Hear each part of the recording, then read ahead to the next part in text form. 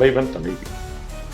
விஜய் சேதுபதி, நித்யா மேனன் நடிச்சு பாண்டியராஜ் இயக்கத்துல திரையரங்குல இப்ப வெளியே இருக்கிற படம். இந்த படத்தோட ஒன்லைன் என்ன? புருஷன் பொண்டாட்டிக்குள்ள நடக்கிற சண்டை, அது விவாகரத்து வரைக்கும் போகுது. பின்னால அவங்க எப்படி சேர்றாங்க, இதுதான் ஒன்லைன். இது மாதிரி படம் நம்ம பார்த்ததே இல்லையா அப்படின்னு நீங்க கேட்டீங்கன்னா பார்த்துருக்கோம். இதுல என்ன வித்தியாசமா இருக்கும்? பாண்டியராஜ் படத்துல என்ன வித்தியாசமா இருக்கும்னா, கூட்டம் கூட்டமா ஆட்கள் வருவாங்க, விதவிதமா அவங்களுக்கு பெயர்கள் சுட்டப்படும். அது மாதிரிதான் இது. இதுல ஒரு நட்சத்திர பட்டாளமே நடிச்சிருக்கு அப்படின்னு சொன்னா அது கரெக்டா தான் இருக்கும். ஏன்னா பாத்தீங்கன்னா, தீபா சங்கர், செம்பன் வினோத் ஜோஸ், காளி வெங்கட், சரவணன், ஆர்.கே. சுரேஷ், இது மாதிரி ஒரு பெரிய கும்பல் நடிச்சிருக்கு. ஏன்னா இது இது 2 ஃபேமிலியை பத்தின கதை அப்படிங்கிறதுனால, இந்த ஃபேமிலிக்கு 3 குழந்தைங்க இருந்தா அந்த ஃபேமிலிக்கு 3 குழந்தைங்க இருக்கணும், அண்ணன் தம்பிங்க இருக்கணும், பங்காளிங்க இருக்கணும். அதே மாதிரி மதுரை வட்டாரத்துல நடக்கிற ஒரு ஃபேமிலியா இருக்கிறதுனால கூட்டம் கூட்டமா ஜனங்கள் வந்துகிட்டே இருப்பாங்க, போய்கிட்டு இருப்பாங்க. அது மாதிரிதான் இந்த படம் நடக்குது. விஜய் சேதுபதி ஒரு புரோட்டா மாஸ்டரா வராரு. அவங்க ஒரு புரோட்டா கடை வச்சிருக்காங்க. நித்யா மேனன் போஸ்ட் கிராஜுவேட் படிச்ச பொண்ணு. இவங்க என்ன பண்றாங்க, புரோட்டா மாஸ்டருங்கிறத WMA அப்படின்றத சொல்லி மாஸ்டர் டிகிரின்ற மாதிரி சொல்லி முதல்ல கல்யாணம் பண்ணிக்கிறாங்க. அது இமீடியட்டா அவங்களுக்கு தெரிய வந்துருது, அதனால ஒரு சேலஞ்ச் இல்லை. பட் ப்ராப்ளம் எங்க வருது அப்படின்னா, இவங்களுக்கு தொட்டதுக்கெல்லாம் சண்டை இவங்க 2 பேத்துக்கும் வருது. அதுக்கு காரணம் ஒரு விதத்துல பார்த்தா, ஒன்னா விஜய் சேதுபதியோட அம்மாவான தீபா சங்கரா இருக்காங்க, இல்ல நித்யா மேனனோட அம்மாவும் இருக்காங்க. ஸோ இவங்க 2 பேத்துக்குள்ள நடக்கிற அந்த ஈகோ கிளாஷ்ல இவங்களுக்கு சண்டை வருது. கோச்சிட்டு வீட்டுக்கு போறாங்க, அம்மா வீட்டுக்கு போறாங்க. விஜய் சேதுபதி போய் சமாதானப்படுத்தி கூப்பிட்டு வர்றாரு. திரும்ப சண்டை வருது, திரும்ப போறாங்க, திரும்ப வருது. இது மாதிரி படம் முழுக்கவே போயிட்டு வந்துகிட்டு தான் இருக்காங்க அவங்க. ஒரு கட்டத்துல என்ன ஆகுது அப்படின்னா, இந்த படம் ஆரம்பிக்கும் போது நமக்கு எப்படி ஆரம்பிக்குது அப்படின்னு பாத்தீங்கன்னா, இந்த ஒரு நித்யா மேனன் விஜய் சேதுபதி குழந்தைக்கு முடி இறக்கிற விழா நடக்குது அவங்களோட குலதெய்வ கோயில்ல. அதை அதுக்கு விஜய் சேதுபதிக்கு அழைப்பு இல்லாம பண்ணிடுறாங்க. அத அவருக்கு தெரிய அங்க தகராறு பண்ண ஆரம்பிக்கிறார். இப்படிதான் அந்த படம் ஆரம்பிக்குது. இதுக்கப்புறம் என்ன நடந்தது, எதனால இந்த சீக்வன்ஸ் வரைக்கும் வந்தது அப்படிங்கிறதுக்காக பிளாஷ்பேக்ல கட் பண்ணி போயிட்டு வர்றாங்க. ஃபர்ஸ்ட் ஹாஃப் வரைக்கும் பாத்தீங்கன்னா, இந்த இவங்களோட இந்த செல்ல சண்டைகள், கோபங்கள், காதல், அதே மாதிரிதான் படம் நகருது. ஒரு விதத்துல பாத்தீங்கன்னா டிஃப்ரெண்ட் கேரக்டர்ஸ் இருக்கிறதுனால காமிக்கலாவும் இவங்களுக்குள்ள நடக்கிற சீக்வன்ஸ் எல்லாம் ஒரு மாதிரி ஜோவியலாவும் அழகாவும் பாக்குறதுக்கு இருக்கு. யோகி பாபு இதுல ஒரு திருடனா வராரு. பட் அவர் திருடனா வந்தாலும் அவங்க அவங்க குடும்பத்துல ஒருத்தரா தான் பாக்குறாங்க. ரொம்ப நாளுக்கு அப்புறம் யோகி பாபு அடிக்கிற கவுண்டர்ஸ் இந்த படத்துல சில இடத்துங்கள நல்லாவே ஒர்க் அவுட் ஆயிருக்கு. என்ன ப்ராப்ளம், இது எது ஒர்க் ஆகுது எது ஒர்க் ஆகாத அப்படின்றத இப்ப நம்ம பார்த்தோம் அப்படின்னா, ஒர்க் ஆகுறதுன்னு பாத்தீங்கன்னா லீட் பேரோட அந்த ஒரு வார்ம்த் அண்ட் கெமிஸ்ட்ரி.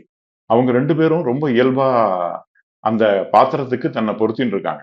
இவங்க 2 பேரும் இல்லாம வேற யாராவது இந்த படத்தை எடுத்து நடிச்சிருந்தாங்கன்னா, நம்ம இந்த அளவுக்கு கூட பொறுமையா அந்த படத்தை உட்கார்ந்து இருக்க முடியுமான்றது ஒரு பெரிய கேள்விக்குறிதான். அதே மாதிரி கேரக்டர்ஸ் வைஸ் பார்க்கும்போது 2 குடும்பத்திலையும் பிரச்சனை வர்றது பெண்களால வருது. ஆண்கள் எல்லாம் அப்பாவியாவும் அமைதியா இருக்கிற மாதிரியும் காட்டுறாங்க. இருந்தாலும் இவங்க எல்லாத்துக்கும் பேக் ஸ்டோரி என்னன்னா, எல்லாருமே ஒரு மாதிரி வயலண்டா ரவுடி பசங்களா இருந்த ஆட்களா தான் இவங்களும் காமிக்கப்படுறாங்க. சோ இந்த படத்துல எல்லாருக்குமே ஒரு கிரே ஷேட் இருக்கு. யாருமே நல்லவங்க இல்ல, யாருமே கெட்டவங்க இல்ல. அதாவது கிரே ஷேடுன்னு தான் அவங்க கெட்டது பண்ண மாட்டாங்க, பட் ஒரு முரட்ட ஆட்களா இருப்பாங்க. அது மாதிரிதான் ஆண்கள் எல்லாரையுமே இந்த இதுல வடிவமைப்பு, கதாபாத்திர வடிவமைப்பு இருக்கு. இது எந்த இடத்துல இந்த படம் நமக்கு நம்மளை விட்டு விலகி போகுது அப்படின்னு பாத்தீங்கன்னா, இந்த இன்டர்வல் பாயிண்ட்டுக்கு அப்புறம் தான்.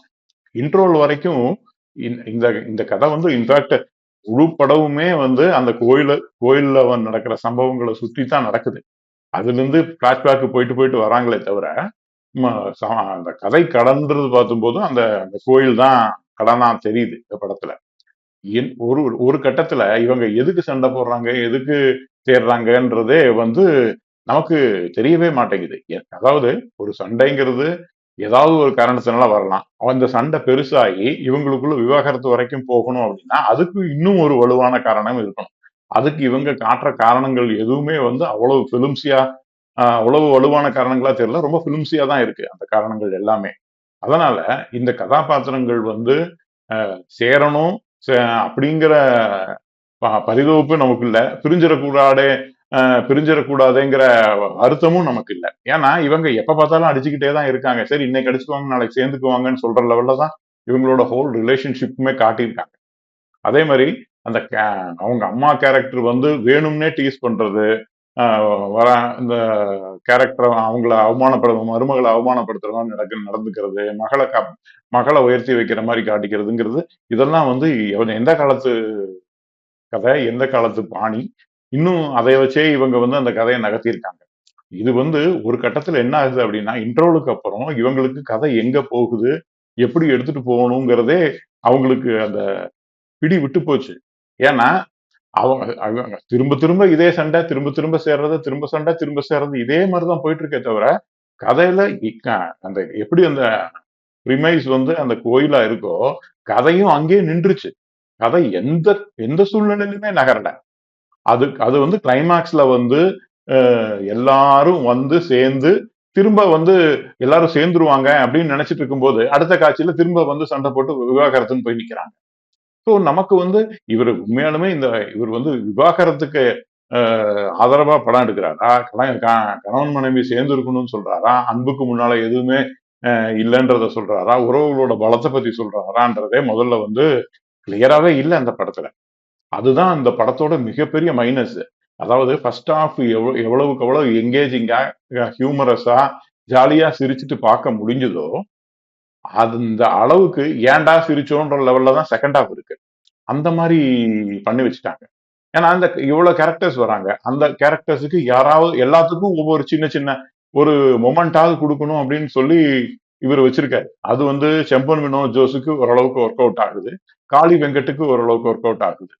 மத்தபடி இந்த தீபா சங்கருக்கோ, சரவணனுக்கோ மத்தவங்களுக்குலாம் அது ஒண்ணும் பெருசா ஒர்க் அவுட் ஆன மாதிரியே தெரியல. அதனால இப்போ அது மெயினா என்னன்னா இவங்க அடிச்சுக்கிறேன், சண்டை போடுறேன்றதுல கத்திக்கிட்டே இருக்காங்க. விஜய் சேதுபதி வந்து எவ்வளவுக்கு எவ்வளவு இயல்பா நடிக்கக்கூடிய ஒரு ஆளோ அந்த இயல்பு தன்மையை மீறி இதுல வந்து ஓவர் த டாப்பா தான் 2 பேருமே நடந்துக்கிறாங்க.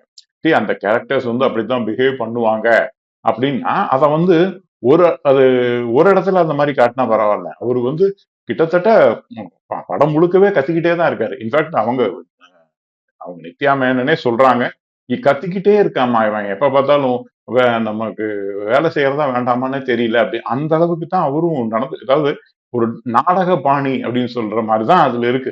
ஏன்னா ஒரு இயல்பான நடிகரான விஜய் சேதுபதிய இந்த மாதிரி ஒரு கேரக்டர்ல வச்சதெல்லாம் சரிதான். அவருக்கு வந்து இந்த காமெடி வரும். அவர் அதே மாதிரி இன்ஹிபிஷன் இல்லாம நடிக்கக்கூடிய ஆள், யாரோட காலில் விடணும், பொண்டாட்டி காலில் விடணுமா, பொண்டாட்டி கால அமைக்க விடணுமா, இந்த மாதிரி சின்ன சின்ன விஷயங்கள், அதாவது ஹீரோக்கள் நார்மலா செய்ய தயங்குற சில விஷயங்கள் கூட ஒரு இயல்பா பண்ணக்கூடிய ஒரு ஆளு. அப்பேற்பட்ட ஒரு ஆளை ஒரு மிகைப்படுத்தப்பட்ட உடல் மொழியும் சத்தமும் வச்சு இந்த செகண்ட் ஹாஃப் முழுக்கவே அவர் நகர்த்திருக்காரு.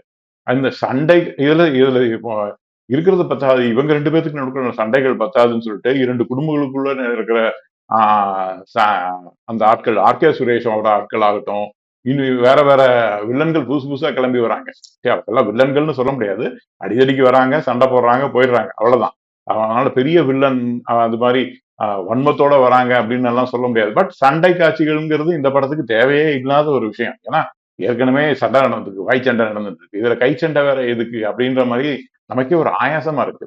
அப்படி இருக்கிற கட்டத்துல கடைசியில வந்து எல்லாம் நல்லபடியா முடிஞ்சு செம்பன் வினோத் ஜோஸ் வந்து தான் பொண்ணு வந்து தான் விருப்பப்பட்ட கணவனோட சேரணும் அப்படிங்கிறதுக்காக கடைசியா என்ன பண்றாரு, அவர் ஒய்ஃபு கிட்ட ஒய்ஃபை ஓங்கி ஒரு அறை விட்டு இனிமே நீ இதுல எல்லாம் தலையிடாத, அவங்க வாழ்க்கை அவங்க நடத்திக்கிட்டோம் அப்படின்றாரு. இந்த கதை இதை வந்து அவர் வந்து ஒரு மணி நேரத்துக்கு முந்தி பண்ணியிருந்தாருன்னா இன்டர்வல் கூடவே படம் முடிஞ்சு போயிருக்கும். பட் நம்ம அந்த மாதிரி தான் பண்ண முடியாது. படம் எடுத்து ஆனுமே 2.5 மணி நேரம். அதனால அதை எடுத்து அந்த பர்டிகுலர் சீனோட படம் முடிஞ்சதுன்னு பார்த்தா அதுவும் முடியல.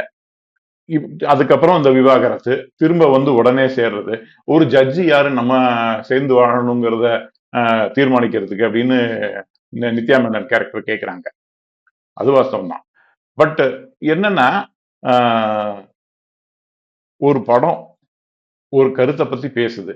அப்படி இருக்கும்போது அதை வந்து இயல்பா எடுக்கக்கூடிய டைரக்டர்ஸ்ல பாண்டிராஜ் டெஃபினட்டா ஒரு முக்கியமான ஆள். அவரோட கடைக்குட்டி சிங்கம் ஆகட்டும், நம்ம வீட்டு பிள்ளை ஆகட்டும், இதெல்லாம் வந்து அந்த குடும்பங்களோட அந்த வலிமையை பத்தி பேசுற படங்கள். அது ஓரளவுக்கு நல்லா டச் ஆச்சு.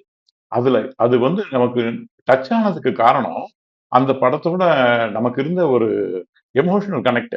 இந்த படத்துல அது வந்து கம்ப்ளீட்டா மிஸ்ஸிங். ஏன்னா அதான் சொல்லிட்டேனே, இவங்க வந்து ஒரு தடவை சண்டை போட்டா பரவாயில்ல, ஏதாவது ஒரு வலுவான காரணத்துக்காக சண்டை போட்டா பரவாயில்ல, இல்ல வேற ஒருத்தர் ஏதாவது பெரிய கெடுதல் செஞ்சு சண்டை போட்டா பரவாயில்ல, அந்த கேரக்டர்ஸ் வந்து சேரணும் அப்படின்ற நமக்கு ஒரு கனெக்ட் வரும். இதுல அதெல்லாம் இல்ல. ஏதோ புருஷன் பொண்டாட்டி சண்டை, ரைட், இன்னைக்கு சேர்ந்து அடிச்சுப்பாங்க, நாளைக்கு சேர்ந்துப்பாங்கன்னு சொல்லி நம்ம பக்கத்து வீட்டுல எடுத்த வீட்டுல நடக்கும்போது நம்ம எப்படி நடந்துக்கிறோமோ அதே மாதிரி நடந்துதான் இந்த படத்தை பார்த்துட்டு வர வேண்டியிருக்கு. இந்த படத்தோட மிகப்பெரிய வில்லன் வந்து வேற யாருமே கிடையாது, இந்த படத்தோட செகண்ட் ஹாஃப் தான்.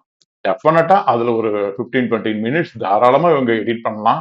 பாடல்கள்னு பொறுக்கும்போது சந்தோஷ் நாராயணனோட அந்த பாட்டு ஒண்ணு ஏற்கனவே ஃபேமஸ் ஆயிருக்கு. அந்த பாட்டு வந்து தியேட்டர் மெட்டீரியலா இருக்கு. மித்தபடி அடுத்த சில பாடல்கள்லாம் ஒன்றும் பெருசா ஈடுபடுற மாதிரி எனக்கு தெரியல. இது பின்னணி இசை வழக்கம் போல ஃபங்க்ஷனல்னு சொல்லலாம். அதான் ரொம்ப சூப்பராகவும் இல்லை, ரொம்ப மோசமாகவும் இல்லை. படத்துக்கு என்ன தேவையோ அது மாதிரி தான் இருக்கு. ஸோ இந்த படம் வந்து யாருக்கு ஒர்க் ஆகும் அப்படின்னு கேட்டா, ஃபேமிலி படம் நம்ம எப்படி இருந்தாலும் நம்ம பார்க்கலாம். ஒரு பொழுது போகணும் நமக்கு. ஒரு 2 மணி நேரம் 2.25 மணி நேரம் போனா போதும். நமக்கு காமெடி இருந்தா போதும். அப்பப்போ சண்டை காட்சிகள் வந்தா போதும் அப்படின்ற ஒரு நார்மல் சினிமா ரசிகர்கள் இத ரசிக்கலாம்.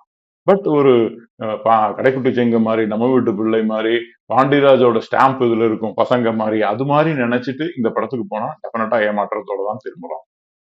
இந்த படம் வந்து தியேட்டர்ல இப்ப வெளியாயிருக்கு. தியேட்டர்ல பார்க்கணும்னு நினைக்கிறவங்க கண்டிப்பா போய் பார்க்கலாம். நான் அப்கோர்ஸ் நான் எது ஒர்க் ஆகலன்னு நான் சொன்னதை நீங்க மனசுல வச்சுக்கோங்க.